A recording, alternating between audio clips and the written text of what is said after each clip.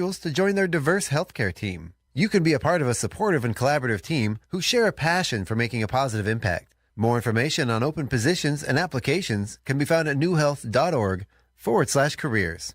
New Health, bringing healthcare into communities and communities into healthcare since 1978. KCHW thanks New Health for supporting public radio in Stevens County. And by Fired Up Pizza. Fired Up Pizza, located at 206 East Main Avenue in downtown Chewelah, offers craft beverages and brick oven-fired pizza, including a variety of sandwiches, salads, pasta, and homemade soups. Featuring weekly events such as bingo, karaoke, and live music. Fired Up Pizza also has space for your private event and offers both in-house and off-site catering services. Open daily at 11:30 a.m. for lunch and dinner. For more information, visit their Facebook page or contact Fired Up Pizza at 509-936-9121.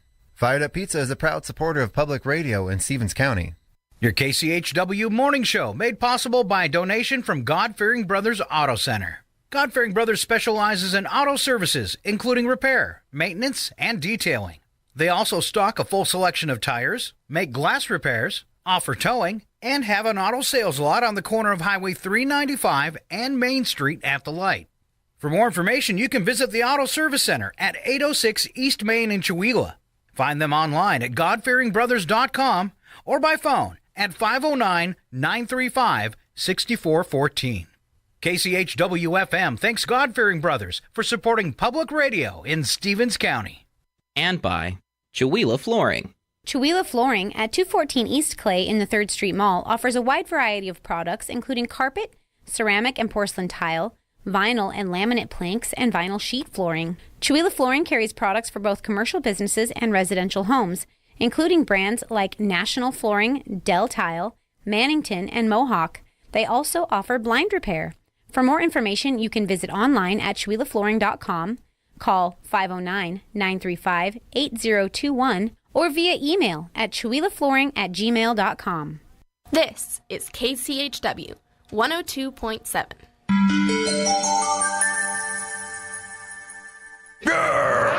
102.7 FM, KCHW.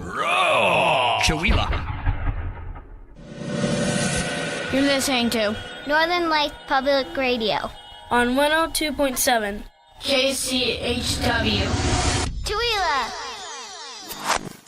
KCHW Headlines, I'm Chuck Ritchie. Updated state building codes that took effect Friday were set to include a controversial revamp of rules for new homes and other construction in areas at risk of wildfire. But the state's Building Code Council has voted to entirely toss them out. Opponents say they were going to apply to areas that weren't at high risk of wildfire and would drive up the cost of housing. Climate chaos is off the charts. That's what the UN Weather Agency says, issuing a red alert. The report ratchets up concerns that a key climate goal is increasingly in danger as the world fails to reverse global warming. But there's a glimmer of hope in renewable energy. The agency says capacity from wind, solar, and water power rose nearly 50% last year from 2022. Washington is on track to see the worst traffic death toll since 1990, part of a troubling trend over the past decade. At least 788 people were killed last year alone. The trend isn't just a Washington problem, it's a national one. Bigger cars with taller front ends are more dangerous to pedestrians, and wide multi-lane roads encourage speeding in neighborhoods. Moose research is beginning in Northeast Washington. Biologists from Fish and Wildlife have put GPS collars on 28 female moose, which they'll use to monitor the animals. Over the next 3 years, they hope to collar 80 more. For KCHW 102.7, I'm Chuck Ritchie.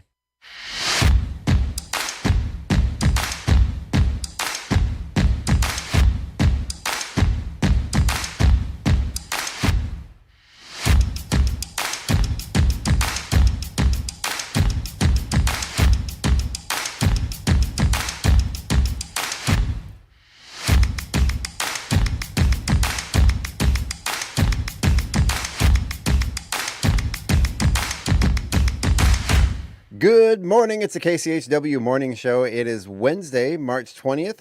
We are joined here with the ever lovely Sharon Ludwig. Welcome, Good Sharon. Morning. And we have a couple special guests today. We're going to get started off with Dr. Jazz, our very own Dr. Jazz, on Tuesday and Sundays. Good morning, you two. How you doing? Oh, doing good. Outstanding. And then later, after the break, we are going to be joined by a special guest, Hilary Gardner. She is a New York-based jazz musician.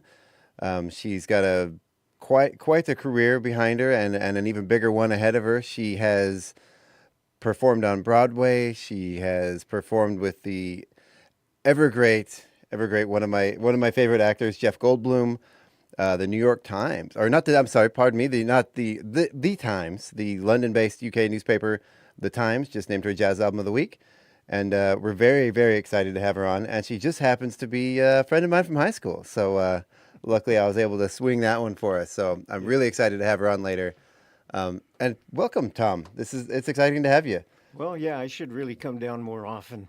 You should. I should. You should. And I brought you on today because we're bringing on Hilary, and Sure. We have one of the current top jazz musicians on our show today, and we might as well have our very own Dr. Jazz. Yeah, I might add a little color. Who knows? You do. And I have to say, you're looking fantastic. I know you've been going through some stuff. We don't need to get into it, but I'm so glad you're here. And man, you look great. You really, really do. And I'm feeling good. So yeah, that is amazing to hear. And I'm not going to put you on the spot if you don't want to talk about it. But if you want to later, go ahead. All right. I think it's really fun to have Dr. Jazz here because I really like your program. Oh, well, thank you. Yeah. I really enjoy listening to it.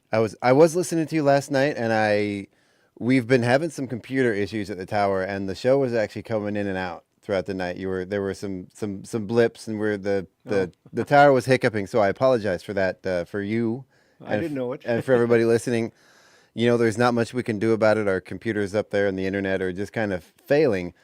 But for everyone listening out there, for everyone who has been kind of frustrated with some of the spottiness of our airplay recently, after today's show, I'm going up to the tower.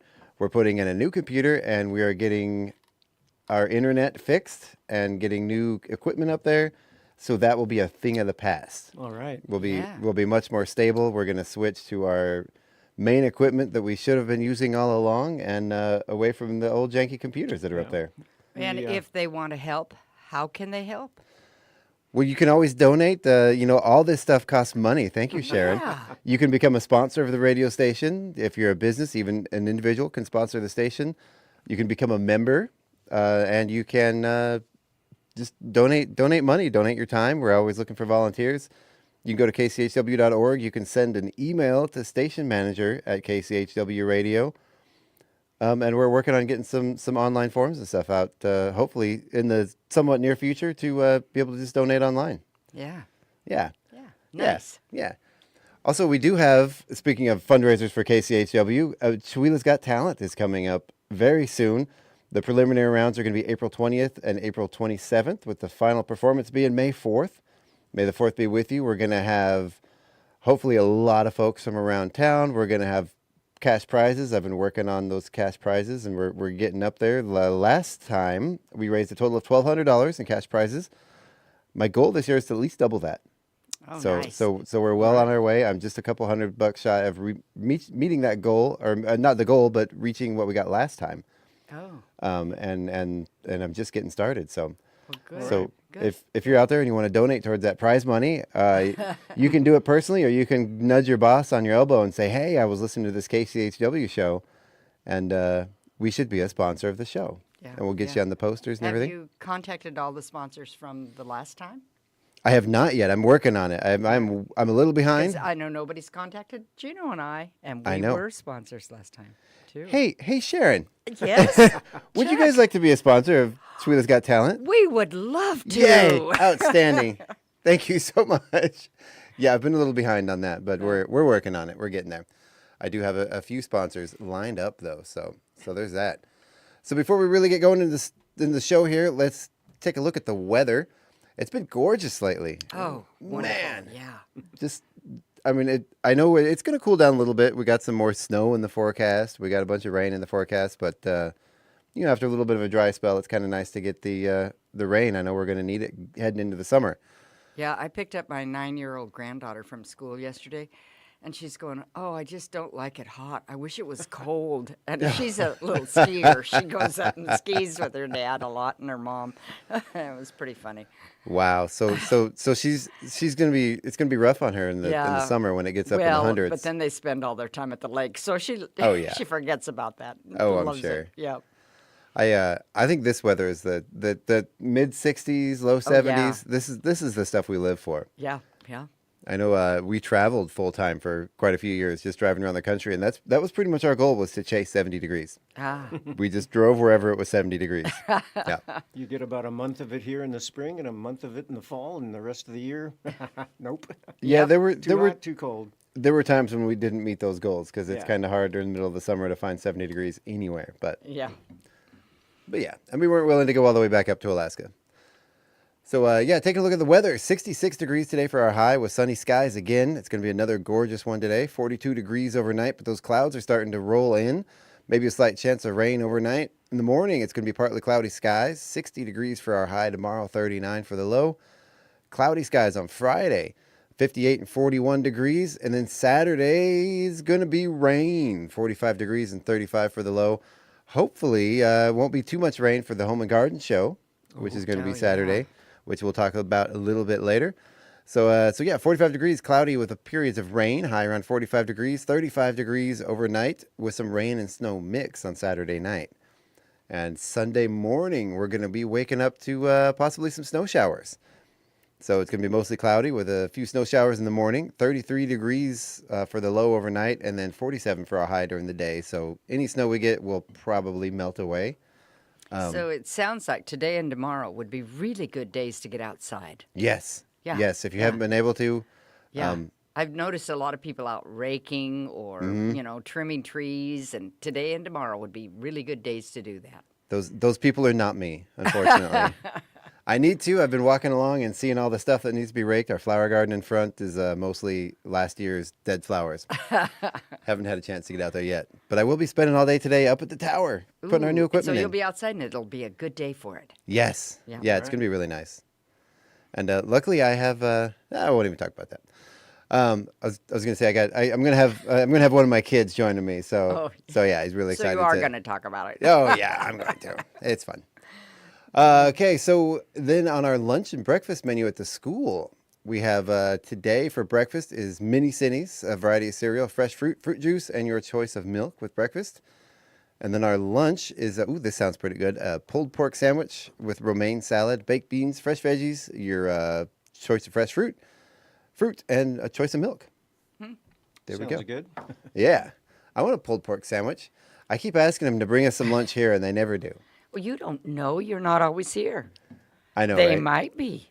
Maybe they come knocking on the door and nobody's around. Sorry if that's the case. No. All right, so let's go ahead. Let's since we're gonna have a guest on for the second half of the show, let's go ahead and move straight into local happenings and events. Yes, and we got lots of stuff going on. Yeah. That's why we need to get on that right now and cover it. So today, of course, is pickleball at the middle school still, and it's the beginner's day, but everybody can come. Today also I believe they call that soft pickleball. They do call that soft pickleball. I love that. Do you suppose the ball is softer or they just hit softer? I think they take it easy on you. So, yeah. Okay. Today, Jenkins Cougars JV baseball home. If you want to see a home baseball game against Freeman. There is no Center for the Arts sitting it because we are full of kids over at the center. This is Tech Week, Crash Week for the Wizard of Oz. That's right. Yeah. And I've heard good things about that. Oh, yeah. The scenery, the sets are wonderful. The costumes are wonderful. The kids are wonderful. The singing and dancing are wonderful. I've seen some of the pictures. Yeah. The costuming looks phenomenal. Yep. Yeah, they're really getting Dr. it. Jazz has got a couple. Don't you have a couple of grandkids in that show? Nope. Nope. It's not you. It's Oh, somebody else. I thought Everybody in town has grandkids in that show. I thought you were going to say he has a couple cameos, like maybe like maybe he's the wizard. No, that's a surprise. I was over there the other day helping get make it so the monkeys can fly. Nice. Oh, yeah. Getting the ropes up there and all that stuff. Yeah. So instead of the Wizard of Oz, he's the Wizard of Jazz. It looks like it's going to be quite a show. Yeah. And get your tickets early. Yeah. Yep. And we still have tickets. Now, some of the ones online, some different shows maybe have sold all their tickets, but there's still tickets left at the two outlets, Acres and Valley Drug. And we've got tickets at the box office, too. So, Okay. yeah. There's still tickets. Great. We don't want anybody thinking we're sold out because we're not sold out. We just have sold all of them at one of the outlets, which is online on some of the shows, one in particular. Also today is Fired Up Pizza at Fired Up Pizza Bingo. Okay, there you go. Say the whole thing at 6 o'clock tonight. And I never know how to say this. Pechacucha? Pichacucha or Pechacucha? I'm not sure. I never get it right either. Yeah. I realized yesterday I was doing it on the announcements, and I'm not sure if I got it right either. And it's at 7 o'clock tonight, I believe. Mm-hmm. And there are several people that are presenting. There's, 6 or so. And Gail Shirapi and I, who do costumes, are presenting. Outstanding. Costumes from Finding Nemo that we just did in December. Outstanding. So, it's a kind of a really fun format. There's 20 slides, 20 seconds each slide to give your presentation. Yep. And it's a nice pace. It's really informative. I mean, everyone I've been to is really, really enjoyable. Yeah.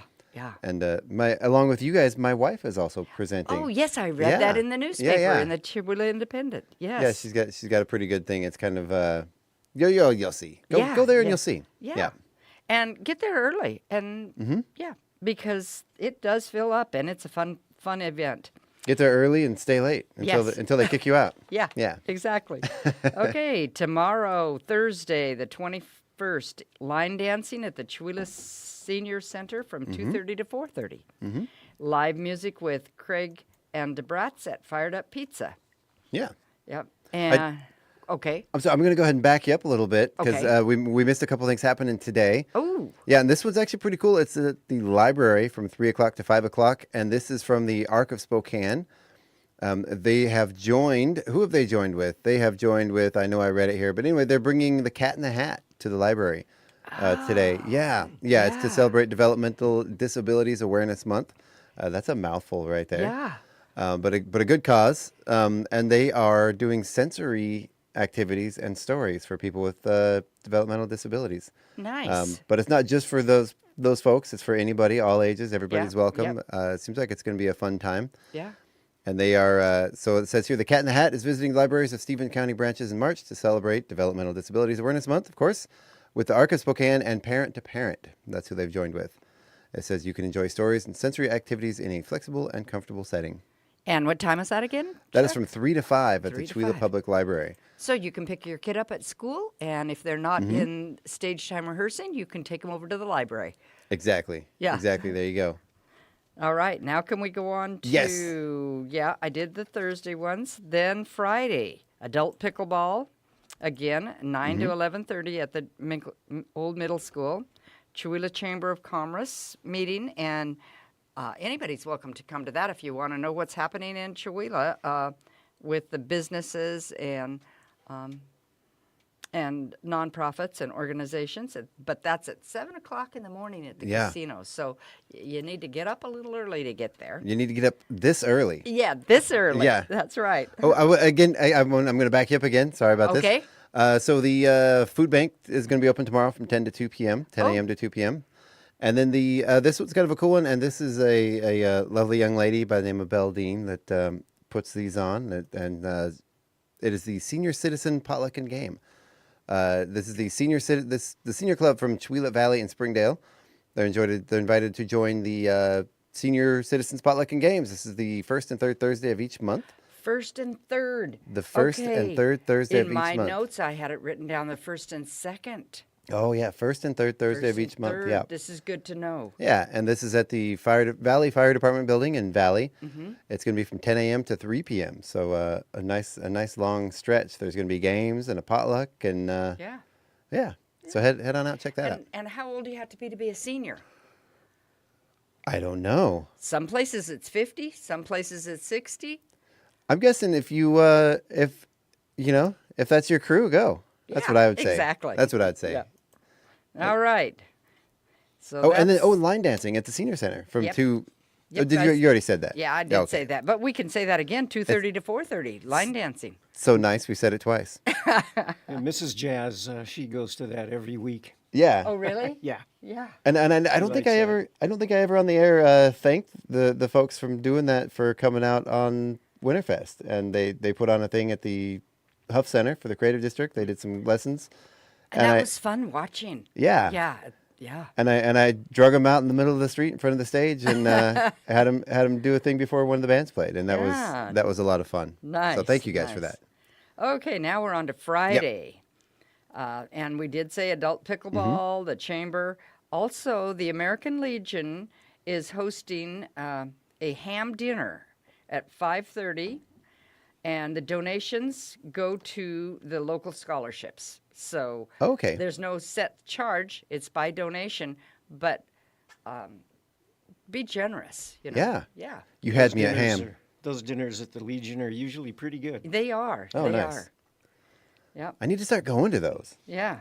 Yeah. Every Friday, it seems like. But I don't always know what it is until after our show. So this one was on Facebook, and it's at a ham dinner. Well, Fridays are rough for us personally because we are in Spokane every Friday, and if I'm not, then my wife usually has our car. But that's really not an excuse because the American Legion is you could walk about a 3-minute walk from my house, so I should just shut up. I'll stop now. It's opening night for Stage Time, The Wizard of Oz, at 7:00 Friday, and they will be in the middle of their run because they actually open on Thursday for school-age kids. They have 3 shows on Thursday and Friday that are at 9, 10:30, and 1.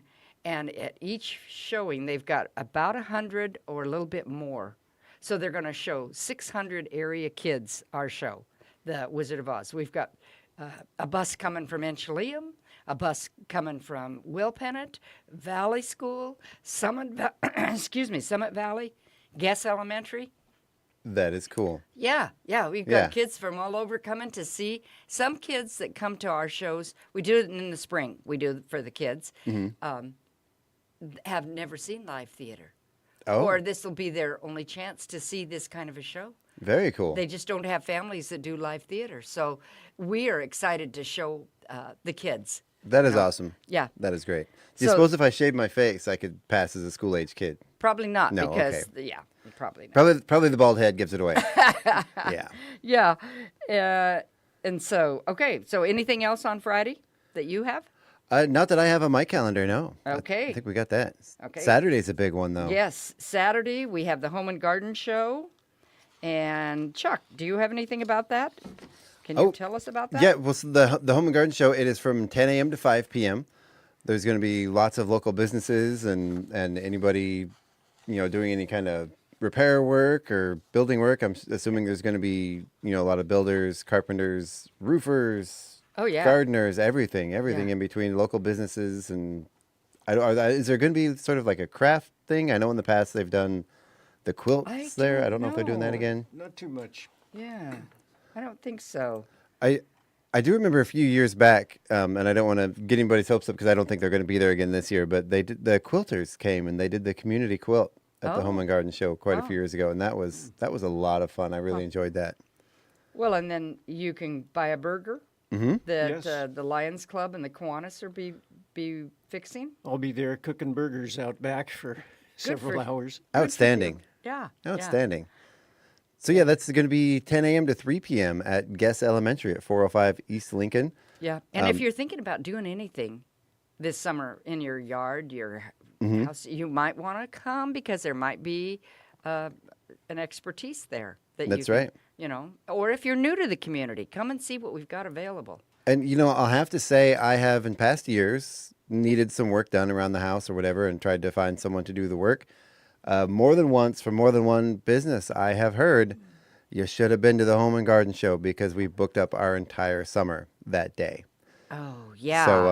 So there's a lot of stuff going on, and it's really might be worth it if you're looking to get some work done. Catch them now because they might not be available later on. There's a lot of stuff to be done and not a lot of people to do it. So an extra thing that's happening Saturday, March 23rd. It says meet the Easter Bunny. Yes. He's going to be in the gym there, and it says that they will have face painting, pictures with the Easter Bunny, and the Chewelah Cougar swag for sale. Mm-hmm. I'm thinking this might be the cheerleaders, but I'm not sure. It doesn't say on this flyer. Yeah, I was actually going to get into that. KCHW will be there live broadcasting throughout the day, and will be posted with the Jenkins High School cheerleaders and the Easter Bunny. So that's going to be us in the corner with the with the cheerleading squad, the Easter Bunny. I don't know how much the Easter Bunny is going to have to say, but I'm going to try to get an interview with him. Aha! And he's going to be there the same hours as the Home and Garden Show, which is 10 a.m. to 3 p.m. at Guess Elementary at 405 East Lincoln. And you could go also that day and hit one of the Wizard of Oz shows, because they're at 10 and 2 and 7. 3 shows in one day? 3 shows in one day. Yes. Wow. You know, anybody that talks about the work ethic of kids. I've been in several of Janet's plays over the years, and boy, at the end of the weekend, when you do 6 performances, I don't think I've ever been so exhausted in my life. Yeah. I can imagine. And this time in the 4 days, they're going to be doing 12 performances. Now, the show is just a little over an hour, but it's packed energy the whole time. Singing, dancing, moving. Yeah. That is incredible. It is. Wow. Is. Yeah. I know I've been in productions and, doing 2 or 3, 3 shows a week for 2 weekends. And by the end of that, you're like, woo, that's enough. Can I tell a short Janet McLaughlin story? Yeah. Oh, sure. The first time I was in one of her shows, it was 20-some years ago. It was Peter Pan. And, there were like 30 little kids and middle schoolers, high schoolers, and all the pirates were played by adults. And Gino might have been in it. I can't remember. Anyway, the whole cast was finally brought together Sunday before, the first performance was going to be the next Friday. So everybody gets together on Sunday, and it was absolute pandemonium. And some of us adults were sitting around going, oh no, this is not going to happen next Friday night. This cannot possibly happen. And the guy playing Captain Hook was about to have a nervous breakdown. I think it was really something. And Janet was just as calm as can be, just And of course, the next Friday night it went smooth as silk, just perfect. She's a incredible lady. Well, and sure. You talk about being tired. That crash week, those kids are there from 3 o'clock to 8 o'clock each night. Every day. Every day. I got to say, though, Janet, she is so great with the kids. Oh, she is. Yeah, absolutely. And some of the size of some of these casts and the way, We have 61 kids in Wizard of Oz. Wow. Yeah. Wow. They really fill the stage for the curtain call. Oh, I can imagine. Yeah. And aside from being able to wrangle all those kids and having that many kids in a town our size taking part in the theater, that really sort of speaks to the sort of nature of the town and how involved people get of all ages with the arts. I think it's amazing. Well, and we have parents that are there that are helping, and we have former parents. I'll give a plug for Melissa and Clint Curie. Yes. They had kids came through, and Melissa designed and built all the sets, and they are incredible. You'll want to see them. Oh, cool. Yeah. Cool. Yeah. Okay. Well, let's keep on going on Saturday.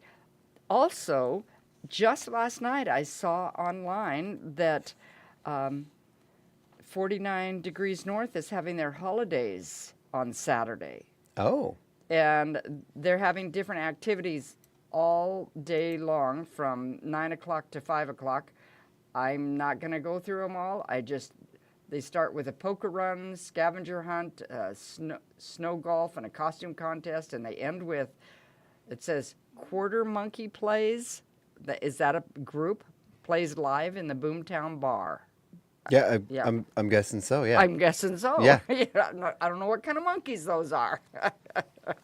Anyway, it just showed up on Facebook last night, so it was after I'd printed my agenda here. Also on Saturday, Cougar Track is at Valley Christian. And Fired Up Pizza's 509's Finest Karaoke. Oh, actually, that one should be in the calendar anymore. They're no longer the group doing that, and I'm not sure. I think it's every other Saturday now. Okay. Or every other Friday.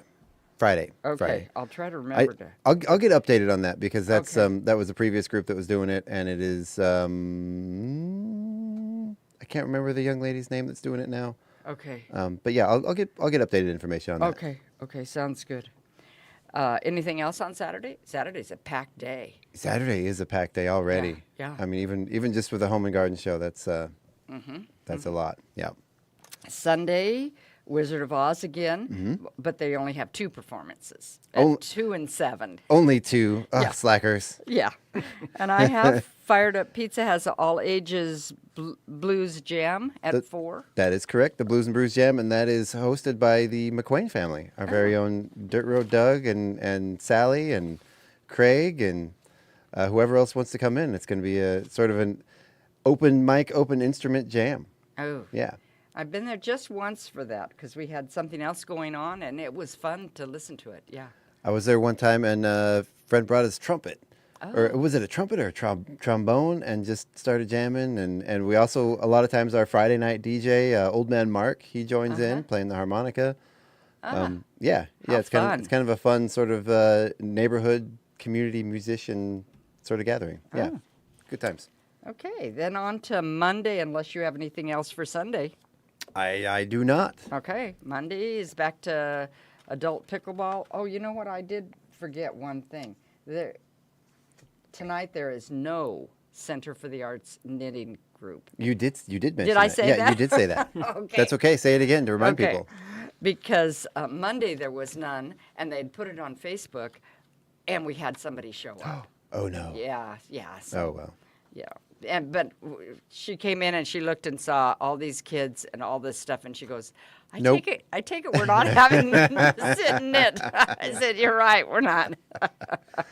She noped right on out of there. Yeah. And Monday also is Cougar softball, home against Lakeside. So Okay. And the one thing about the spring sports is you really need to check with either a athlete or the school calendar because things can change. Mm-hmm. You know, if we get the rain, it can soak the field. Right. Rain doesn't stop it. We can still have games that, you know, you have off and on rain. It's whether the field is playable or not. Right. And sometimes they have to go, instead of a home game, it'll be an away game because our field's not in preparation good enough and Gotcha. the other one is. So Whereas I know the opposites for football. They love the slop. Yeah. yeah, and they play in the snow. Yeah. Okay, and then Sit and Knit will be starting back up on Monday. Okay. All right. Tuesday is a bunch of Cougar stuff happening. Cougar golf at Quail Ridge at Asotin. Okay. Cougar softball at Reardon and Cougar baseball at Reardon. Very cool. Yeah. And next Wednesday, which we'll talk about again next Wednesday, at the old middle school, we'll have soft pickleball. We have Cougar tennis at Lake Roosevelt, Cougar JV baseball at Lakeside, and bingo at Fired Up Pizza. And coming up in the future, we have more sporting. Parents are probably aware of it, but a week from Thursday and Friday, there's no school because of parent conferences. Okay. And so they'll sign up for parent conferences, and they'll have that coming home. And what date was that? That's Thursday and Friday, March 28th and 29th. Okay. Yeah. I always remember those parent-teacher conferences in school. The parents would go and you weren't allowed in there, and you're just sitting there sweating, wondering what those teachers were telling your parents. You know? Yeah. Yeah. Thinking about all those things you did or didn't do. Right? Yeah. And coming up, there is for those who are interested in the farmers market, there's a meeting coming up Saturday, March 30th at 10 a.m. at the Abundant Life Fellowship to get started. And if you are interested in the farmers market, that's a good meeting to go to. Yes. And you know what? Speaking of the farmers market, I had a piece of paper. Do you have the information about when the market's going to start? Well, let's see. What does this say? No, it does not say. Look at that. I have it right here. Good. You know where I saw it earlier? It was on my computer screen. I'm sitting here looking around on the desk for a piece of paper. All right. So that market, and this is jumping ahead pretty far, will begin May 10th. Is going to be the first day of the market this year. Yeah. So if you're a farmer or a crafter that wants to participate, this meeting on March 30th would be a good day to go and sign up. If you can't make it, there are other ways to get involved. CheweeLaFarmersMarket.com is a good way. But to be in person would be really good. And that date, May 10th is the first day. So if you're looking at your whatever you produce and you're going to have things available by then, that would be a good thing to be in the farmer's market. Maybe Exactly. you sell eggs, or maybe you have a greenhouse that produces foods earlier. So, Exactly. Yeah. And as much as we hate to say, we're not saying goodbye to him, but Brad Schaefer, the previous farmers market manager, he's not going to be the manager this year. There is a couple that's going to be co-managing the farmers market, and I'm reaching out to them to get them on the show to talk about what's happening before the market starts, and maybe I can get them on before that meeting. Well, and it's a good thing. We've had several different farmers market coordinators, and they just bring a different energy. They do, Yeah. and I've heard wonderful things about these two. So Yeah. So, yeah. And Brad did a wonderful job. He really did. And he'll still be involved in lots of other things. And I know the relationship the radio stations had with the farmers market over the years, and the Creative District and all the other organizations around town has been invaluable. Yeah. We're gonna and coming soon, probably starting next year, we're gonna start having some improvements going on in the Friday market area. The Cheweelah Creative District got a $50,000 grant. Oh my! To do some improvements in the Friday market area. They were gonna upgrade the electrical. Give them sort of the start of a few vendor pads that are the tribe is involved. They're going to be coming on. We're going to be bringing on some tribal artists to do the artwork and the concrete. There's going to be sculpture bases for a rotational sculpture garden. Of various sizes, for various size sculptures. A small, it's called a sitting wall, but it's essentially a seating area that also doubles as a small stage for standing up giving presentations, and maybe a single 2-3 piece band. Oh, nice. Over in the market area. So there's. Well, that area was started by Community Celebrations, the electricity there. Yep. And so it's been there a long time. Yeah. A long, long, long time. So it's needed an upgrade. Yeah. One of the cool things about the new sort of plan, nothing's set in stone yet, but the electrical is going to be sort of underground. These really cool things that pop up underground, so the maintenance crews can mow right over them. Well, they have some of those in the line of trees in the middle of the park. They have a couple of them that pop up, and they're very handy. Yeah. Very handy. Yeah. So.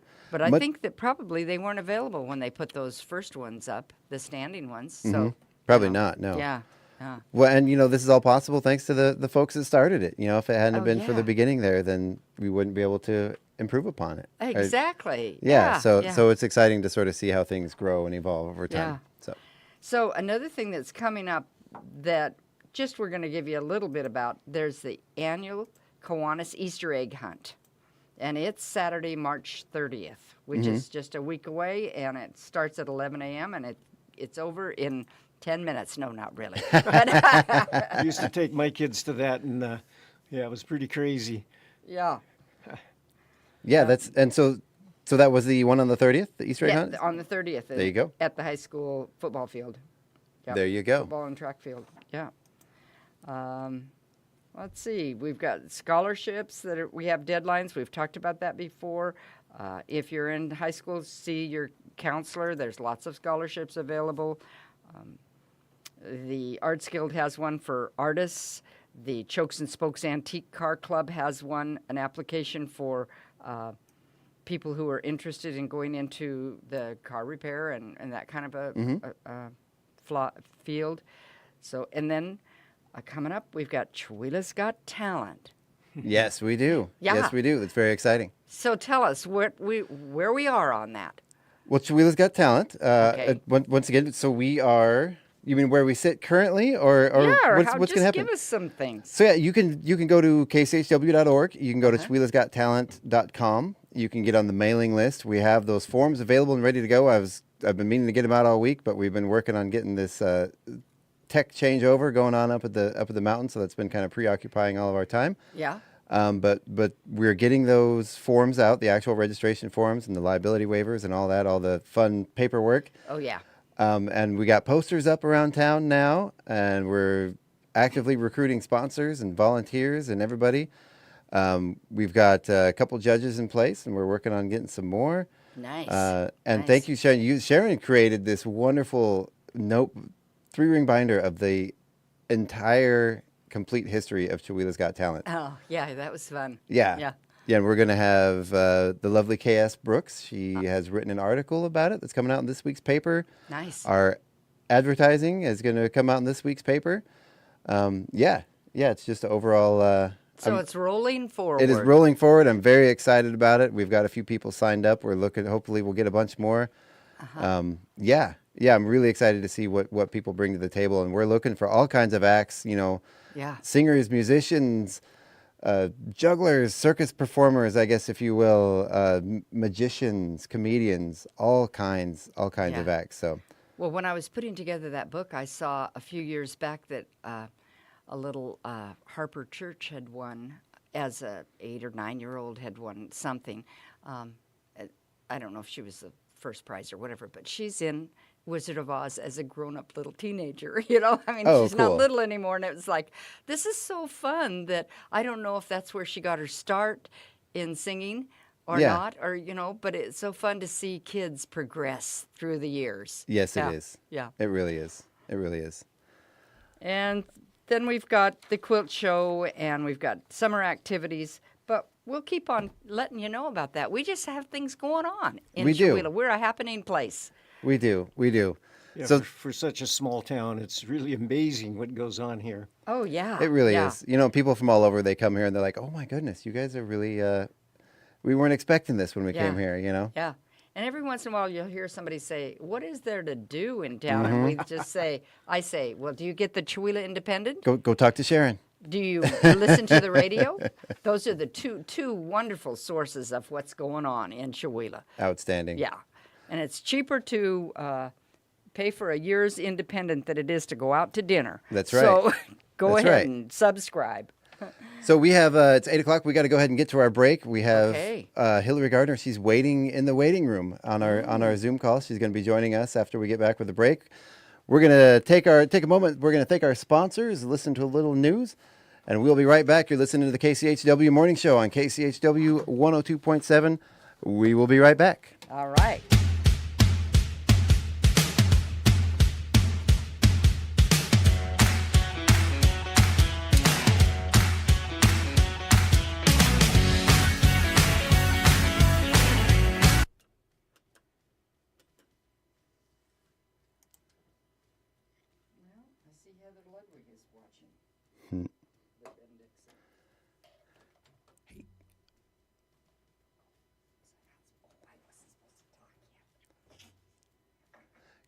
Good morning, Hilary. Hi, how are you? Good. I didn't know if this was an on-camera thing or not. Oh, it is, and we are actually we're not live on the air. We are still streaming on Facebook. So we'll be. So you said it is or is not a camera thing? It is. Oh, okay, good. So I didn't put on lipstick for nothing. Oh yeah. Well, right now this conversation is going out over the top of the news on Facebook.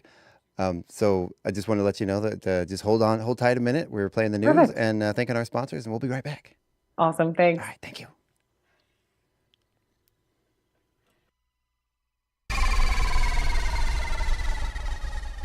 From Feature Story News in London, I'm Simon Gaitan.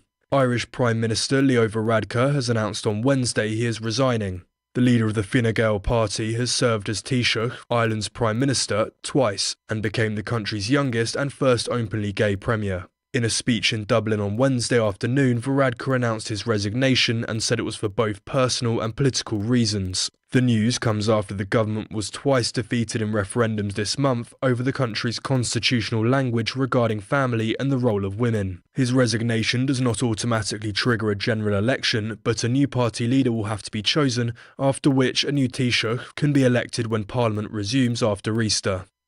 France's competition watchdog has hit Google with a $270 million fine for breaches related to intellectual property rules. The law requires online platforms to pay media outlets if they publish their content, but France says Google has failed to broker deals quickly enough. Tony Waterman has more from Paris. This case seemed to have been resolved in 2022 when Google pledged to negotiate with publishers. But in Wednesday's announcement, France said Google failed to implement more than half of the commitments it had agreed to in a settlement with some of France's biggest media organizations. The watchdog also said the U.S. tech giant has been training its AI chatbot, Gemini, on news content without notifying publishers. In a blog post, Google said it has struck deals with 280 French press publishers and is paying tens of millions of dollars to them every year. Tony Waterman, Paris. The passing of a tough new national security law in Hong Kong has drawn criticism from Western leaders, including from the US, UK, EU and the UN. Authorities say it's necessary for stability, but critics fear it will further erode civil liberties. Laura Westbrook reports.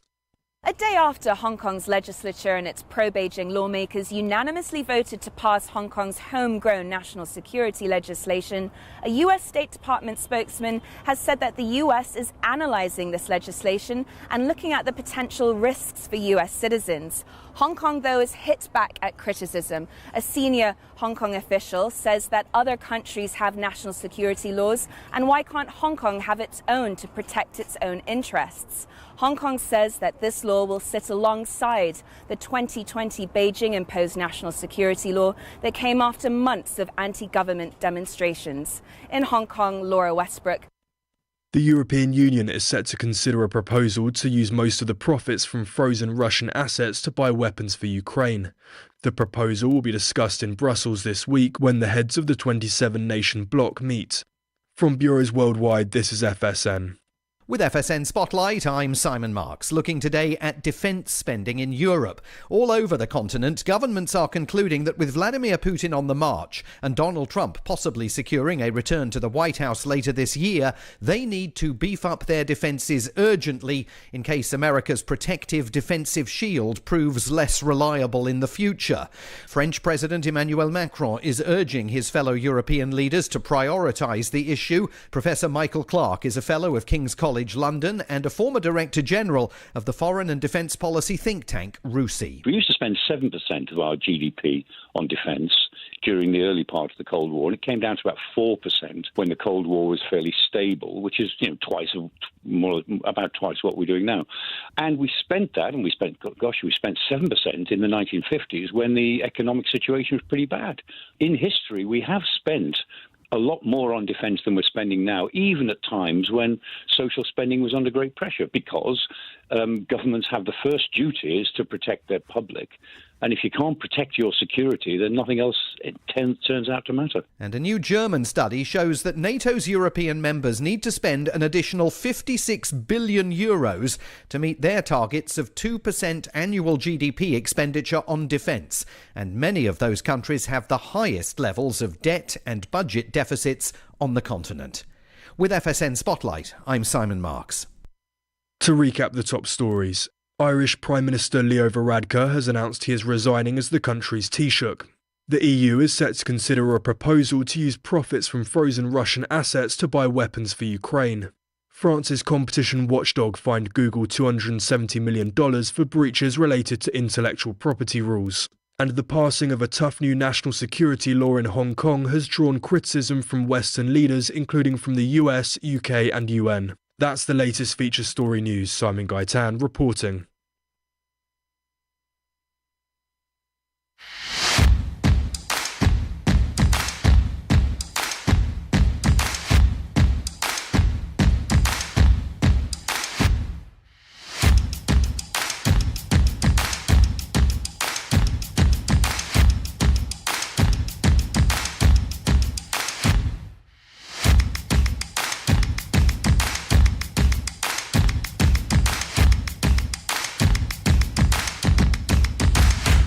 And welcome back to the KCHW Morning Show. We're here, this is myself, Chuck Ritchie. We're here with Sharon Ludwig. Our very own Dr. Jazz is live in the studio with us today. And a very, very special welcome and thank you to Hilary Gardner for joining us this morning. She is a New York-based jazz musician, wonderful singer, wonderful person, and an old high school friend. So good morning, Hilary. How you doing today? Good morning, Chuck. It's great to be here. Can I tell you something hilarious? Please do. Please do. My first boyfriend in college was from Chihuahua. So No. I have been to Chihuahua. Yeah. So I feel like I know. What are the odds? So it's it's a small world after all. So I had you on Wednesdays, and Wednesdays are our local days. And we try to keep things local here. And I was struggling. I'm like, oh man, how am I going to tie this into local? I'm like, you know what? I know we're in. That's close enough, right? But it just keeps on adding. It's like narrowing the gap even more. Yeah. It's like the 7 degrees of Chihuahua. Basically, right? All roads lead to Chihuahua. It just shows that we are as important as Kevin Bacon, no matter what anybody else says. At least, right? My goodness. Right? Mm-hmm. Yeah. So how are you? You have a new album out. I've seen you're in the press. Man, you're killing it. Thank you. It's been an exciting few weeks. Yeah, the record is called On the Trail with the Lonesome Pines, and I've worked, as you said, mostly in jazz, and this is still definitely a project that falls under the jazz umbrella. But it's a bunch of trail songs, of cowboy songs from the 30s and the 40s, and it's been very warmly received. So it came out on March 8th on Antic Records. So the rollout is ongoing. That is amazing. And the Times, the London-based newspaper, named you Jazz Album of the Week. Jazz Album of the Week. I know that was completely unexpected because I've performed in England, but not since pre-pandemic, and I'm not a known quantity over there, I would say. But I think that really speaks to I don't know how universal these sort of archetypes of the romantic American West that lives in our collective imagination. I mean, there is a universality to that, and I do think that's maybe what got picked up on. But that was a huge surprise and a huge boost. And the Wall Street Journal wrote Wilfried Wald wrote for the Wall Street Journal a really wonderful piece that he's encyclopedic when it comes to understanding and knowing about the Great American Songbook and American popular song and singers and history. So he wrote a piece that is at once, it was a lovely piece about the record, but it was also just a wonderful kind of spotlight on this repertoire and its history and its origins. So yeah, it's been really exciting. And if I will, I actually have a quote from the Wall Street Journal here. It says they have taken a subgenre that no one quite realized actually even existed and made it something new and wondrous with it. So that's incredible. I've got a whole bunch of those. If we want to go through some of them a little bit here, do you want to hear a couple more? And these actually come off of the Hilary Gardner Facebook page, your band page. Hilary Gardner is a musician who forges into lesser sung territories with intelligence, clarity, and taste. That comes from Kristen Lee Sargent with the Jazz and Juice. Wildly entertaining. If life on the trail is always this much fun, perhaps I should leave the big city. And that's from the cultural attaché, and it goes on and on and on. Wonderful reviews and great stuff. So tell us a little bit about how this album came into existence. What was going on with this? Sure. Yeah. So I was I don't know what it was like in Eastern Washington, actually, in the spring of 2020, because you all have a lot of wide open spaces out there. But in downtown Brooklyn, we do not. And so I live in Brooklyn, and as a touring and performing musician in March of 2020, the lights just went off overnight. It was literally overnight that our performing and touring stopped for musicians. In fact, I have a vocal trio called Duchess, and we had flown to Atlanta, I believe on March 12th for a gig that was supposed to happen on March 13th. And before we went, we asked them, is this actually going to happen? Do we have a gig? And they said, yep, come on down. And then we got there, and that was the night that Tom Hanks announced that he had COVID, and the NBA shut down their season.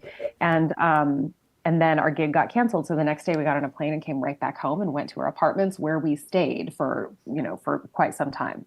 So I was in a 1-bedroom apartment in downtown Brooklyn, and I was really thinking a lot about wide open spaces. And I think too, our projects kind of tell us where we have to go.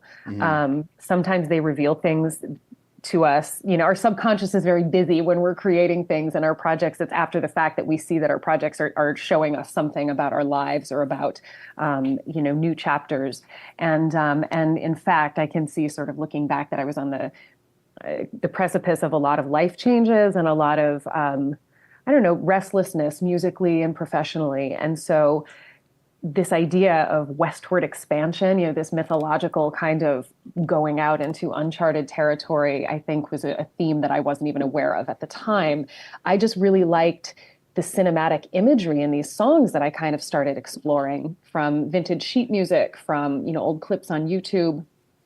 And I just discovered this treasure trove of material that's just been sitting around gathering dust for decades, because it's built musically like jazz standards, but the lyrics are filled with lonesome moons and silver stars and purple hills and yippee-ki-yays. So it's a little too Western to be considered super straight ahead jazz, and it's certainly too jazzy to be considered, solely country music. And it's just very rich repertoire.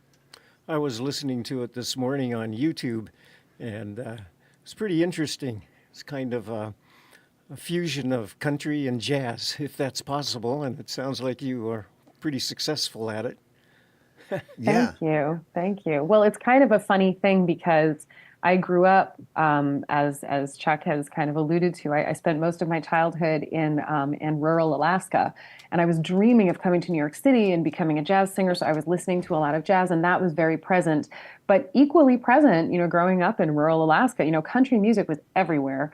It was on the radio. It was, it was in the air in a way that it probably isn't. And well, I know that it wasn't here. My husband is a native New Yorker. Like, I know he did not grow up listening to the country music that I did. Right. And the first gigs I ever did as a teenager, 14, 15 years old, were in Wasilla. And I was singing like Patsy Cline songs in dive bars as a sort of karaoke ringer. There was a guy who had a karaoke business, and to kind of get the party started, he paid me to come and be there and get it going by singing these tunes. And I would always sing all these Patsy Cline songs. So it's kind of, it is a fusion of all of those influences, and it feels really organic and really natural. And it kind of encompasses this duality that has existed my whole life. That's incredible. And pardon me for not remembering, because it was a long time ago, but did you do theater with us in school? I did a little bit. Okay. I certainly did a lot of community theater. I did some theater in high school. I don't know if I did. Oh, you know what? My brain tells me yes, but then I'll think about it. I'm like, I don't know. No, you're right. I was Dorothy in Wizard of Oz. Like every girl who sang and attended a high school in America, I was Dorothy in the Wizard of Oz. Which our local children's theater is producing right now. The play opens this week. Really? Wizard of Oz, yeah. Oh. And Sharon here, this is Sharon, our lovely Sharon Ludwig. She runs our theater. She is the chairman of the board of our local community theater. That's so cool. Sorry to derail you there. Anyway, keep going. Not at all. No, I forgot what we were even talking about. We were talking about theater and Wizard of Oz and all this stuff in rural Alaska. Certainly a lot of stuff too with Valley Performing Arts. I did. Yes. I did community theater productions as well, because I think those tended to be musicals more often than probably the high school productions were. So 'cause it was definitely more of a vehicle for singing and exploring music. But I have a lot of fond memories of that, actually. And probably know the great Alaskan legend Will Kitsos. Oh, of course. Yes. Yeah, Love that man. Oh my God. He directed Charlotte. I was Fern in Charlotte's Web at Valley Performing Arts, and Will Kitsos was the director for that. I think I'm 99% sure that he was our director. He probably was. For Charlotte's Web. Yeah. He did a lot of those. Talk about a blast from the past. Yeah. Wow. So I want to kind of take sort of a look at your career. Now you started in Wasilla. Now where did you go from there? What led you to where you are now? So after I left Alaska, I graduated high school and I lived in Italy for the better part of a year, kind of a gap year. I was young when I graduated high school, so definitely not ready to start college right away. So I went and I lived in Italy for for close to a year. And then I came back and I went to college for a couple of years at Pacific Lutheran University in Washington State. In Tacoma, and I studied classical voice there. I didn't go the distance. I left after a couple of years and moved to Seattle proper, and that's where I started singing jazz and gigging and kind of starting to work professionally. And then in 2003, I moved to New York City. And I did go back to school. I did finish a classical voice degree at Brooklyn College, and I just did every type of gig that they would let me do. I mean, I've sung with big bands, I did a lot of big band singing, which I love. Sang for a lot of dancers, the swing dance scene. The first gig that I had in New York was with Mike Longo's big band. Mike Longo was Dizzy Gillespie's pianist and musical director for many years, and he was a beloved mentor. He sadly was one of the first figures in the jazz community who died of COVID. I think he died in March of 2020. But so Mike was a dear mentor. And the nice thing about doing big band gigs is you're meeting like 18 musicians at once. Yes. So it's a really great way to kind of, have the dominoes just sort of keep falling over, one thing leading to the next. I sang with small groups. I've sung, in duo configurations. I actually had a country band for a while called Shotgun Wedding with guys who were all in Billy Joel's band. So they were like rockers. Wow. And that was just straight up like country. I was singing like Tanya Tucker covers, That is and that great. was really, really fun. Is any of that available? No. Oh. It's not out there. I'm sure I have like some demos and stuff somewhere, but it was a hugely fun project. And it was definitely kind of, it was mostly just hugely fun, and I love those guys, but it was also kind of thumbing my nose a little bit at the Jazz Police, because I've always liked country music. It's always been a part of my life. And then in 2010, I was cast in a Broadway show called Come Fly Away, which was helmed, conceived, and directed by the choreographer Twyla Tharp. And it was essentially a ballet set to the music of Frank Sinatra. Mm-hmm. And she put a live big band on stage. They piped in Sinatra's like disembodied voice while the dance was happening. And then they had a live on stage girl singer, and that was me. So I got to sing like duets with Frank Sinatra, and that was thrilling. And it led to my making my first recording, The Great City. And then I'm also a member of a vocal trio called Duchess. It's a close harmony vocal trio inspired by the Boswell sisters and the Andrews sisters. And we've done a lot of touring and a lot of recording. So there's been a lot of stuff. I feel really, really fortunate. New York has been an incredibly generous city, Outstanding. One of the things I got to talk about this because huge fan since childhood. When I discovered his music, I was blown away, enamored by it. There is video of you online and all kinds of stuff. You singing with Jeff Goldblum. On the piano. How amazing was that for Jeff Goldblum? I think he was thrilled. I mean, I will tell you, he is exactly who he appears to be in those videos. I mean, he's zany. He's absolutely zany, but also just a huge, warm heart. And I will say, just genuinely happy to be making music with jazz musicians. He has a deep, lifelong love of jazz. In fact, long before I ever sang with him and long before he ever made these recordings and started being like wacky Jeff Goldblum playing the piano in public and recording, this was 20 years ago, 18 years ago. He came to hear Mike Longo's big band. Wow. Which you have to understand, these shows were usually there were more musicians on stage than there were in the audience for these, right? It was a super undergroundy kind of grassroots thing for just jazz heads, And one day, Jeff Goldblum came to check it out because a saxophone player that he knew and had worked with in Hollywood on soundtracks had studied with Mike and said, "You got to go hear this group." Mm-hmm. So all this to say, Jeff Goldblum's love of jazz is really sincere. And, he's used a group of very high level, just, boots on the ground, working jazz musicians in LA. And he's used the same band. And he insisted on having them record with him as well, which might sound obvious, but the truth is it's very menschy on his part. It is a reflection of what a generous artist he is, because one thing that happens a lot, if you have a celebrity who's making a recording or something that, a record label really wants to push, they'll try to get stars, to be the rhythm section. So it's you've got your working band, but we want to get these big fancy names because it's a marketing thing. And Jeff Goldblum has used the same core group of musicians for years, and it was they whom he insisted be on the recording with him. So lots of love for Jeff Goldblum. That is phenomenal. And if anybody hasn't seen him play or perform, I highly recommend it. It's worth it. I mean, aside from the beautiful music, he's a wonderful musician. I think a lot of people don't realize that.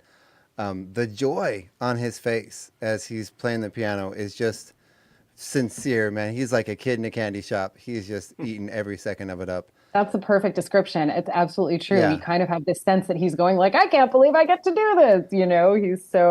There's such a joie de vivre.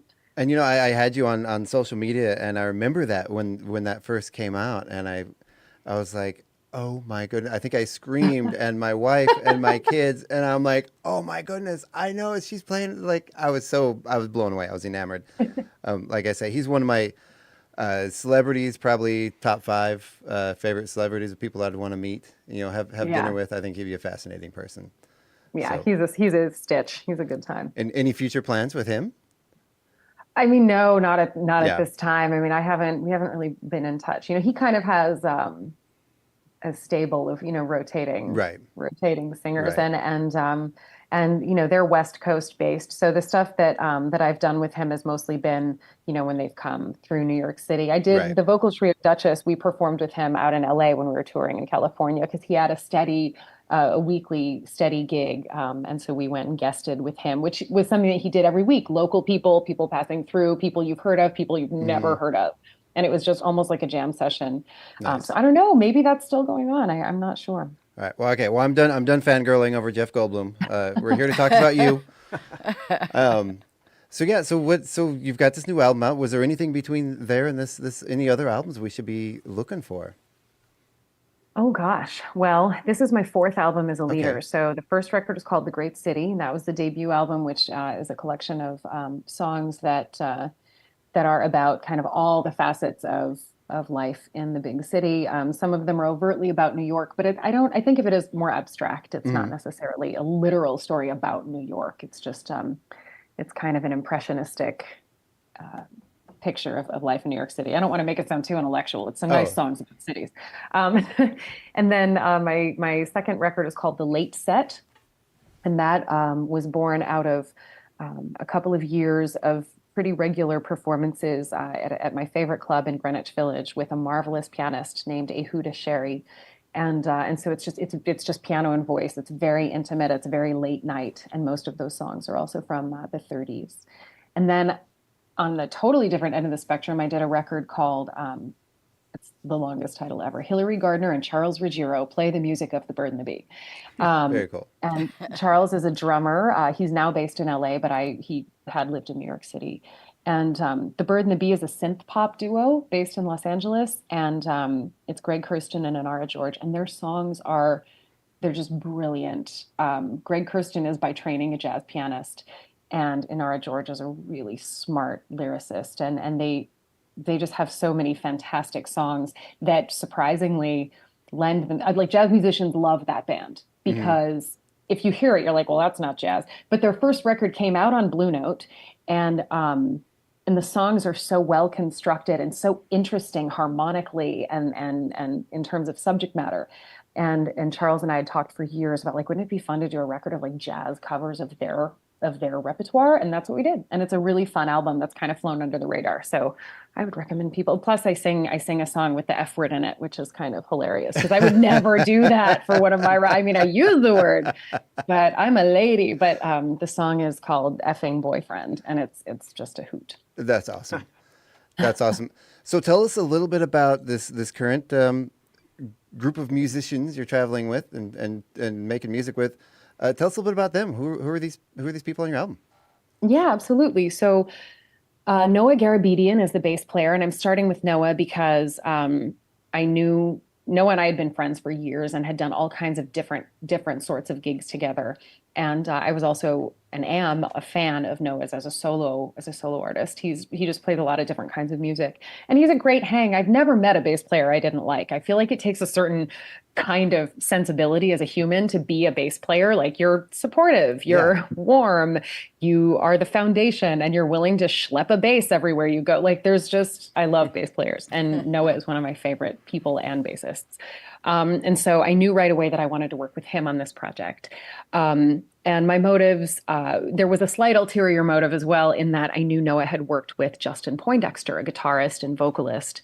They've had a couple of different projects together, and I have admired Justin's playing from afar. And he comes from North Carolina, so he's very steeped in Americana and country and roots music, as well as straight ahead jazz. So the three of us got together quite early on and started playing through some of these tunes, and it felt like we had been a band forever. And then we started doing some gigging and wanted to make sure we had, a drummer that was the right fit. And Aaron Thurston entered the picture at that time. He plays drums with Kat Edmondson, who's a marvelous singer-songwriter and a good friend of mine.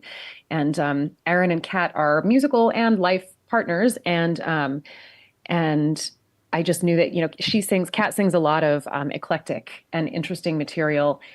And I just had a sense that Aaron would have the right sensitivity and openness and creativity for this project. And boy, did he ever. It really, everything locked into place.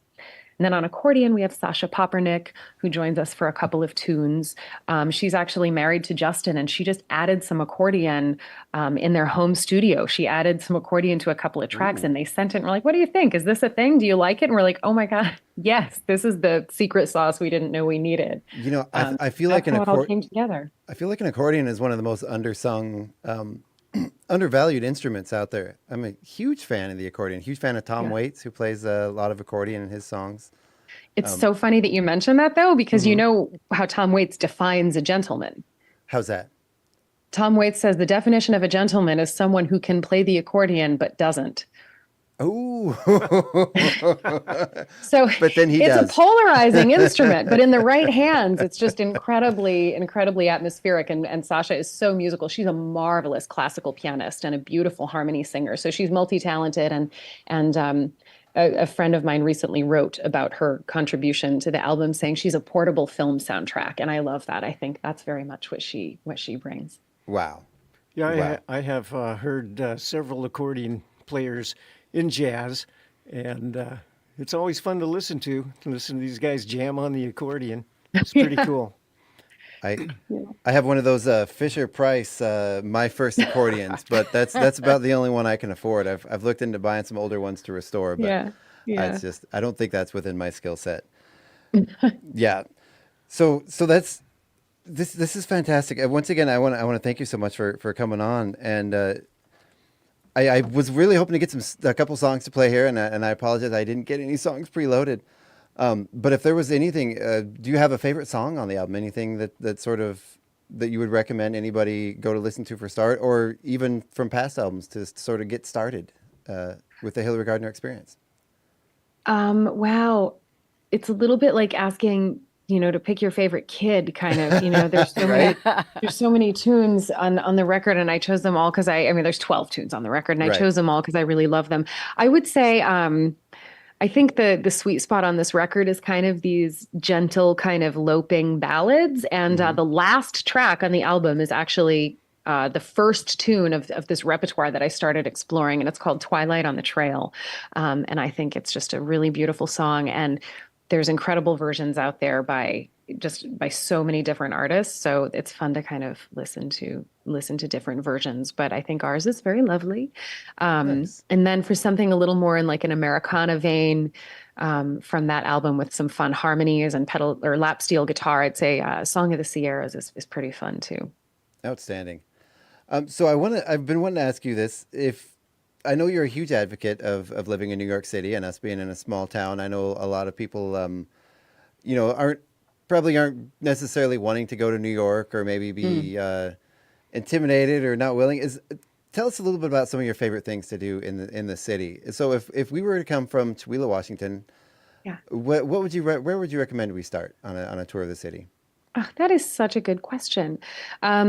I will say, by the way, that like the New York is not in the best place it's ever been right now. Like, the thought of like going to, Eastern Washington and just like looking at some big open skies and having some fresh air is pretty appealing to this city girl. So I will say that. You're welcome here anytime.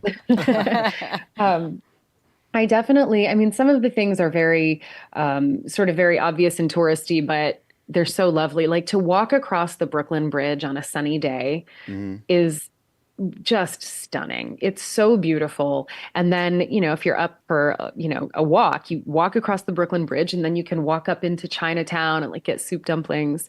I really love Greenwich Village, just to amble around Greenwich Village, particularly kind of the side streets. And of course, there's a couple of my favorite jazz clubs there, Smalls and Mesro. So I'd say sort of a late afternoon, early twilight kind of ramble through Greenwich Village and then go hear some jazz at one of those clubs. And then Central Park is just mandatory. I think it's one of the it's the eighth wonder of the world, I should say. Oh, yeah. I would imagine it's the people really spectacular. The people watching alone in Central Park is probably worth the trip. For sure. And it's just so, there's something difficult to define, but there's just this magical feeling, if you're in Sheep Meadow or wherever you are in the park, it's verdant and beautiful. And so it's very serene, but it's also so alive because, like you said, there's so many different people and different kinds of people who are there. And then, around you see the city sort of rising up. So it's astonishing that the park exists at all. And that you can feel so at peace literally in the heart of the biggest, baddest city in the world, So Central Park is a must. Wow.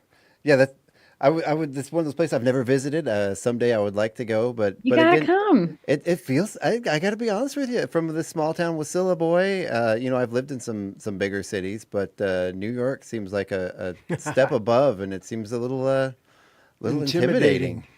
Yeah. Okay, but so I have to tell you, I was, like any person who is sane, you get a little nervous at the prospect of moving to New York City. But here's what I told myself. There's 9 million people who live in New York? They can't all possibly be smarter and more competent than I am. Right. Right? Like some of them, maybe even a lot of them are fine. I'll give him that. But there's certainly if they can do it, I can do it. And I think it's nice to just have my first visit to New York. I was in actually it was late August of 2001. So it was 2 weeks before 9/11. And I just walked. I spent a week and I kind of picked a different neighborhood every day and I just walked basically the entire city. And frankly, I think that's still a pretty good plan. You just can absorb so much of the personality of each different neighborhood and, just get in touch with me. We'll figure it out. Yeah. Yeah. Does that go for me or everybody listening? Probably just me. Listen, if everybody listening wants to buy a record and then get a tip on something to do in New York City. There you go. I think that's a really good tip. I have only been to New York once. I was there for 3 weeks in 2019, and my brother and sister-in-law lived in an apartment right across from Central Park. Oh. And my sister, who lives in Montana, and I went, and we went for 3 weeks, and we had our bucket list of things to do. But we walked Central Park every day, almost every day. And then we did the touristy things like the Statue of Liberty and Ellis Island and the all kinds of things, the tenement housing and different things like that.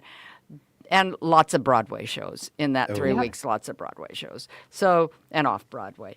And restaurants, it was just, but I think the key was having somebody who lived there. Yeah. Mm-hmm. Yeah. Be a guide, because I would have been afraid, I wouldn't have been able to do a subway without my brother. It can feel intimidating. Yeah. Oh, yeah. I've never. But you I'll tell you the things that you said that you did. I think I tell everyone to go to Ellis Island and to visit the Tenement Museum. I think those are a couple of the most amazing things to see and experience in the city. And it's the subway. Nobody likes the subway, if that makes you feel any better. I don't like it. It's just. It's a drag. It makes me very sad when I love stories like yours. You did it right. I can tell from hearing, that's an incredible time in New York City. If I ever have to go to Times Square, and it's always a have to, it's never a want to, but nothing makes me sadder than to think that so many of these people are just spending time in Times Square and they think this is what New York is. And then they go home and they tell their families and friends that they hated it. Well, I hate it too. Nobody likes Times Square. It's horrible. You got to get out of there and do those different things. Oh, yeah. I kind of feel the same about, I know I might get a lot of flack about this, but the Pike Street Market in Seattle. I mean, I do like it. It is fun to go there, but brought the kids there for the first time a couple years ago, and they're like, "Dad, can we leave? we hate this. Can we go to a museum or just kind of go to a restaurant or something somewhere away from here?" But yeah, I mean, not a comparison. I'm sure it's much busier there, but. Well, Pike Place Market's pretty chaotic. I mean, I used to live in downtown Seattle before I moved to New York City. I worked in a restaurant that was a stone's throw from the market, so I'm super familiar, and it gets pretty crowded and hectic there. I mean, I can dig it. Well, and they've got that the new port right there that they've started, and the cruise ships let off, literally in the back door of the Pike Street Market, and we showed up. Like when we brought the kids there for the first time, we showed up the very same, like within 5 minutes of that cruise ship unloading. And so we're trying to figure out where to go and trying to find somewhere to get a cup of coffee. It was early in the morning, and it was just absolute pandemonium. Yeah, that sounds horrible. Yeah. Agree. Bad. Anyway, If I ever go to New York City, I would like to head straight for 54th Street and see the jazz clubs. Are they still there? They are not. They're not? I regret to inform you. Oh, they are no. not. No. Times They're change. not. Yeah. There's it's a different city, but there's Jazz at Lincoln Center, so there's that's at Columbus Circle, and then there's the Iridium, which is still extant. I haven't been there forever. There's Birdland, which is great. That's on 45th. Smalls and Mesro in the Village, but yeah, the whole like it Bebop used to Row be. on 52nd there is gone. Oh, yeah. Long gone. well, and Hilary, I forgot to introduce you to this is our very own Dr. Jazz. Hi, Dr. Jazz. He has a jazz show that he does live on Tuesdays, and then he has Swinging with Dr. Jazz on Sunday, and then the Dr. Jazz Hour also on Sunday. He's just all over the place here. He is our longest running DJ. How long have you been on the air here? 12 years now. There you go. And, That's amazing. I've been a jazz... Who are some of your favorites? Favorite as in what? I have just favorite jazz musician. Oh, gosh. There's so many of them. Yeah. You know, I first got involved with, when I was about 25 years old in 1975. I was, of course, listening to rock music, and through some musician friends of mine, they introduced me to fusion jazz, and I got acquainted with like Bob James and Chick Corea and Pat Metheny and all those kind of people. And got really into that. And then over the years, I've moved into more straight ahead jazz, and that's now my favorite music. And I have thousands of CDs, so I've got lots of favorites. I couldn't say who my favorite is. There's just so many great jazz musicians that how do you pick a favorite? Now, yeah, absolutely. Now, Tom, I believe you do, or you did, or at one point you had the largest collection of jazz in a region. Am I remembering that right? Gosh, I don't know. Oh, okay. Okay. I thought I heard that somebody had like the largest collection of jazz in North America or something along those lines. I don't or think do I so. just look foolish now? That's right. I probably have the biggest collection in Chewelah. There you go. Well, you know, I look foolish for a living, so it all matches. I have a question for Hilary. Yeah. Long time ago, I remember reading kind of a jazz legend about Lester Young, the great tenor saxophonist. And apparently he was talking to somebody and about New York City being the place to go if you wanted to really make it in the jazz world. And he referred to New York City as the Big Apple. And the name has stuck. And I've always wondered, is that really true? Was it Lester Young who first coined that phrase? Do you know anything about it? I don't know, but he had he had a unique lexicon. You know, he kind of had his own language. He was just such a character and such an original. So, I mean, listen, if Lester Young said it, let's go with Lester Young. That's the way I see it. Yeah. Far be it from me to contradict any kind of story about Prez. All He's right. one of my favorite players. I have another question. Yeah. I have a neighbor, lives 2 houses down the street from me. His name is Robert Nine, and he was big in Seattle in the jazz world. He booked concerts and probably worked with clubs and just was a jazz promoter over there for years. And I wonder if you ever came across him while you were in Seattle. He's an No, old timer I don't now. know that name. He's an old timer now. Yeah. No, well, so am I, and I don't know. I don't know that name. He met all kinds of famous people, though. He talks about how Lena Horne gave him a kiss one time and stuff like that. He has all kinds of cool stories. Amazing. Well, that is a fantastic segue. I have some jazz quiz prepared for the two of you. These are some jazz-based quiz questions. I'm going to put the two of you head-to-head. Sharon, if you know the answer, you can chime in. Luckily, I am answering. I'm asking the questions because I probably wouldn't know the answer to any of these. So I'm going to leave it to the two experts. You guys go head-to-head, and you guys ready? I suppose. I hope so. All right. you don't be nervous, Hilary. You're going to be I'm good. super nervous. The pressure. No. Right? No, but are you? Sorry, I like to know what I'm getting into. Is this like a round robin where I got to like buzz and answer first, or are you asking? No, like first person to answer wins. And okay. there's no points, there's no prizes. And, I was going to count points. Oh, there you go. Sharon's going to count points. The winner gets a round of applause. Women are always keeping score. That's true, right? All right, Hilary, are you ready to go? Oh, gosh, up against someone literally named Dr. Jazz. I don't really think I have much of a chance here, but let's go for it. Okay, question number 1. Which London jazz club opened in a basement in Gerrard Street, Soho in October of 1959? Ronnie Scott's? Ronnie Scott's? Tom, do you have an answer? I have no idea. You are correct. That is Ronnie Scott's. Wow. That's very impressive. Okay. Which jazz musician was the first British artist to have a #1 single in the United States in the era of the modern Billboard Hot 100 pop charts? Ted Heath. No, that is incorrect. Can you say the question again? The question is... It's not a jazz musician, it's just a... Which jazz musician was the first British artist to have a #1 single in the United States in the era of the modern Billboard Hot 100 pop charts? Ray Noble. No. George Shearing?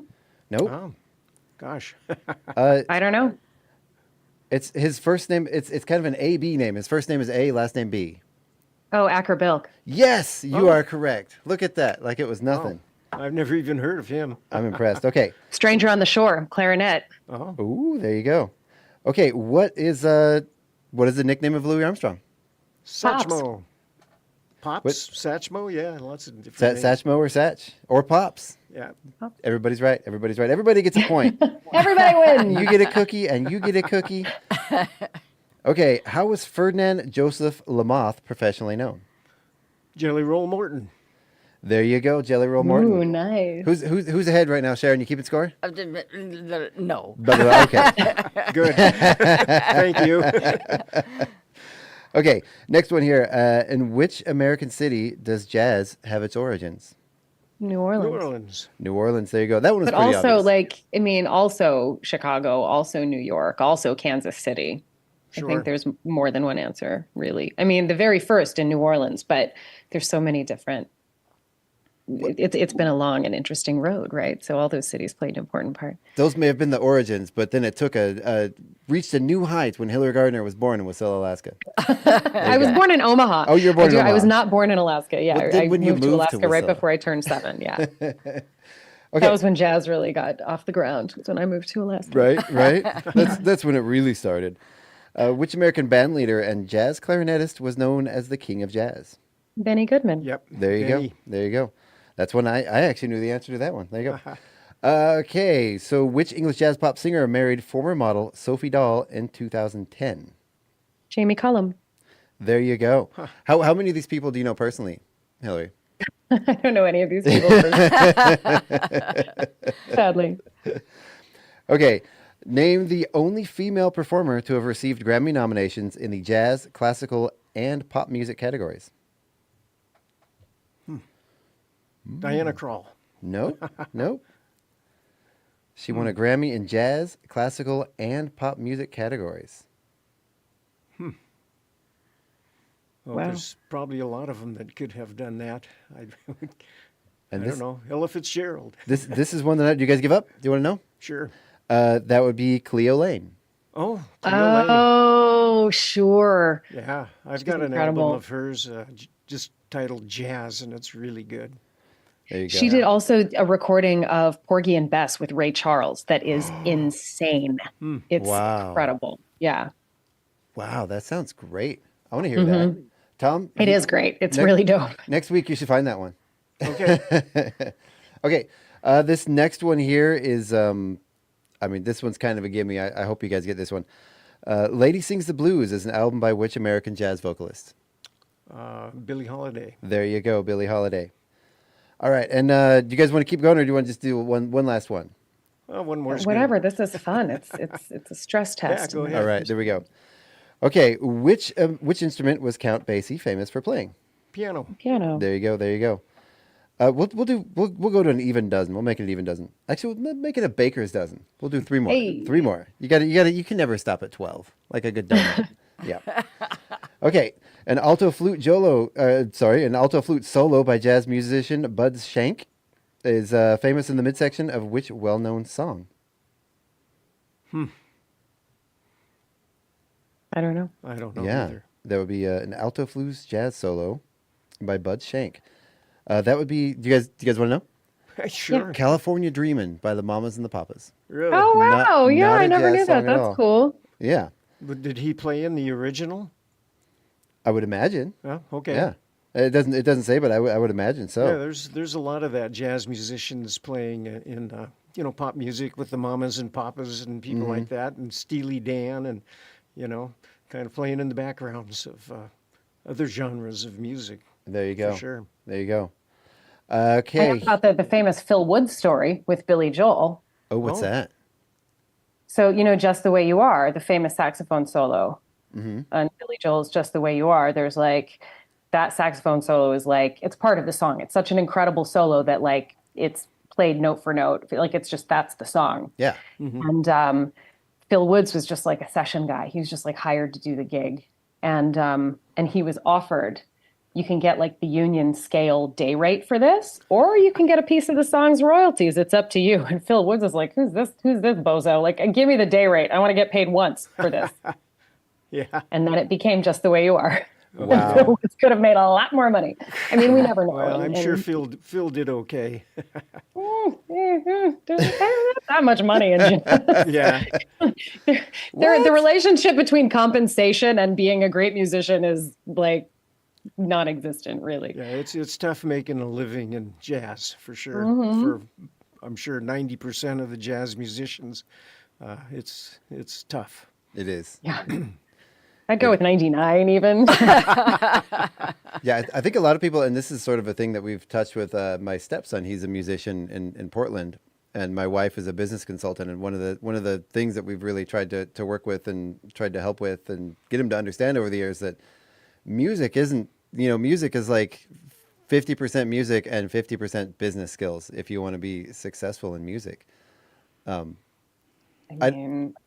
wouldn't know about those percentages. I've just made those up. Yeah, off the top I of my think head, those but- percentages are I'd put more in the business column, Yeah. frankly. It's especially now, the industry is just so different. And frankly, the industry has never been focused on putting money in the musicians' pockets. That's never been the case from the earliest wax recorded. That's never been true. But now it's really, it's very bad. Let's keep doing a quiz. Yeah, let's keep doing the quiz. That's a whole different topic. We could go on for another hour. Okay, which 1924 musical composition by George Gershwin combines elements of classical music with jazz-influenced effects? Rhapsody in Blue. Rhapsody in Blue. There you go. There you go. Okay, next one here, and this will be our last question.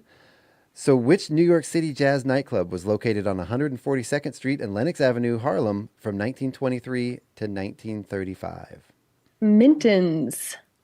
Minton's is incorrect. Hilary. No? Oh, the Cotton Club or the Savoy? It is the Cotton Club. Cotton Club. There you go. There you go. Actually, you know what? I'm gonna do one more here because this speaking of fangirling, this is one of my favorite musicians of all time. Love him. Who has more #1 albums than any other artist in the U.S. jazz chart history? Kenny G. No, that is incorrect. He is, I believe, a New Orleans-based musician. Is it Pops? Is it Louis Armstrong? Nope. More recent than that. He more #1s. Say the question again. He has. Let me get back to it. Where did it go? Who has had more number one albums than any other artist in U.S. jazz chart history? And I'll give you a little hint, and I don't know. Oh, is it Harry Connick? It is Harry Connick Jr. Yeah. Harry Connick Jr. I fell in love with his music. He made an appearance on an episode of Cheers, playing Woody's. Or was it actually Woody Harrelson's character in Cheers? Was his name Woody? I don't remember the character's name. I don't know. But anyway, he played his brother, who came to the bar and was a musician, and he played the piano and did some music in Cheers. And I remember as a little kid being like, wow, what is this? And been a huge fan of him ever since. Yeah, he's an amazing talent. He played with the New Orleans Symphony Orchestra when he was 11 years old. Wow. Played piano. It's amazing. And he just does everything. And he's a good actor, too. He's been in a lot of really movies. Good actor. And an overall good human being, too. He had his own talk radio or talk TV show there, afternoon TV show for a while. I watched it a couple times. It was pretty good. You know. Yeah, he did a lot of stuff after the big... he's been on American Idol as a judge. Yep. What can't he do? and did a lot after the big hurricane. He did a lot of relief efforts and a lot of fundraising and helped a lot of people out there. So anyway, we got about 5 minutes left. We got to wrap up the show, Hilary. Thank you so much for coming. This has been a pleasure. Really, you have been a pleasure. This has been really, really cool. Yeah. Thank you. I've loved every minute. It's so nice to connect with all of you, and to get back to Chewelah at least over the airwaves. There you go. And on a personal note, knowing you from school, I honestly don't remember if we were that close in school or not. I just remember that I have fond memories of you from high school, and I have enjoyed over all these years. Through social media and all that, watching your career grow and watching you take off. And from a fellow Colony High School student, so proud of you, so proud of everything you've done. And I'm blown away, and I'm blown away that you agreed to come on the show today, and I really, really appreciate it.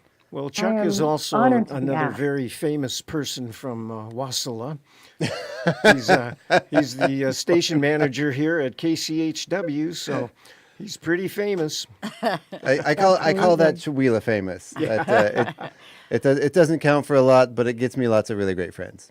But can I tell you that among, in my vocal trio, we have a hashtag that we use all the time, Jazz Famous. Jazz Famous. And it's exactly that's it, Jazz Famous. It's like 12 people know who you are, and they all like the same kind of music that you do, but that's it. That's as big as it gets. There you go. So tell us again really quick before we head out, the name of your new album. And good places to go find it.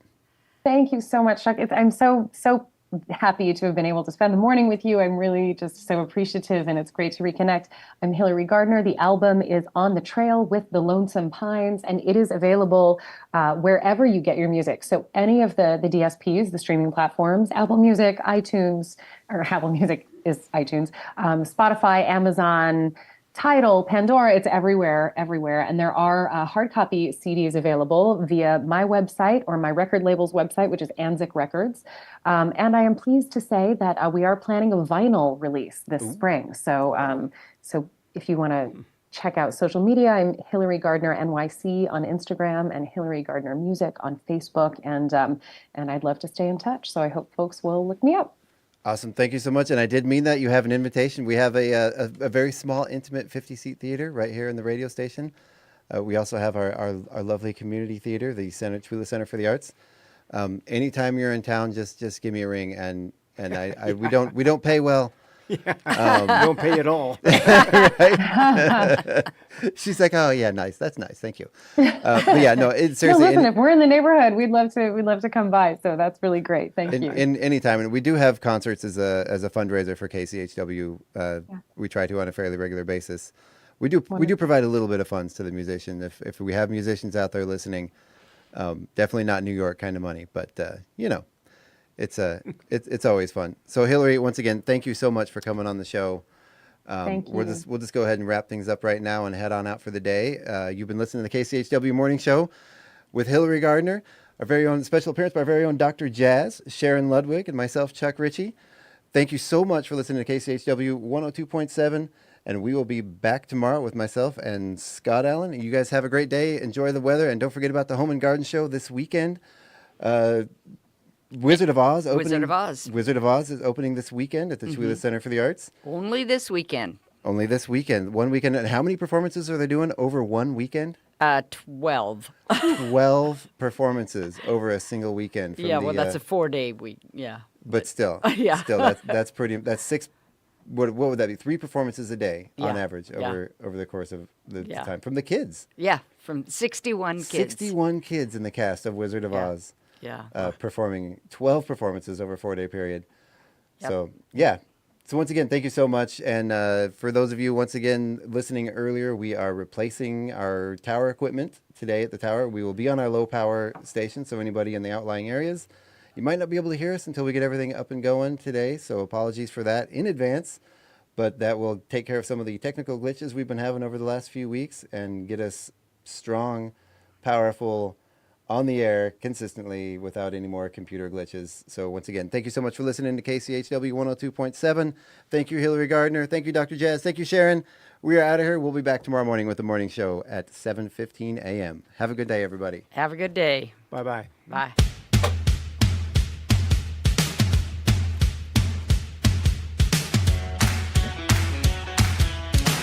That was fun.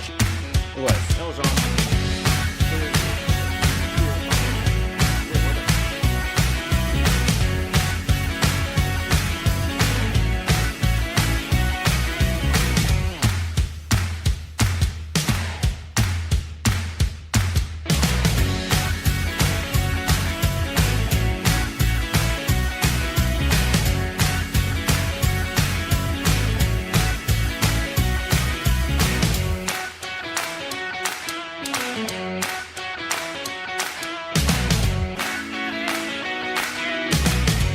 The time is exactly 9 o'clock. Your KCHW Morning Show, made possible by a donation from God-Fearing Brothers Auto Center. God-Fearing Brothers specializes in auto services, including repair, maintenance, and detailing. They also stock a full selection of tires, make glass repairs, offer towing, and have an auto sales lot on the corner of Highway 395 and Main Street at the light. For more information, you can visit the Auto Service Center at 806 East Main in Chewelah. Find them online at godfearingbrothers.com or by phone at 509-935-6414. KCHW-FM thanks God-Fearing Brothers for supporting public radio in Stevens County. And by Chewelah Flooring. Chewelah Flooring at 214 East Clay in the 3rd Street Mall offers a wide variety of products including carpet, ceramic and porcelain tile, vinyl and laminate planks, and vinyl sheet flooring. Chewelah Flooring carries products for both commercial businesses and residential homes, including brands like National Flooring, Dell Tile, Mannington, and Mohawk. They also offer blind repair. For more information, you can visit online at ChewelahFlooring.com, call 509-935-8021, or via email at ChewelahFlooring@gmail.com. This is KCHW 102.7.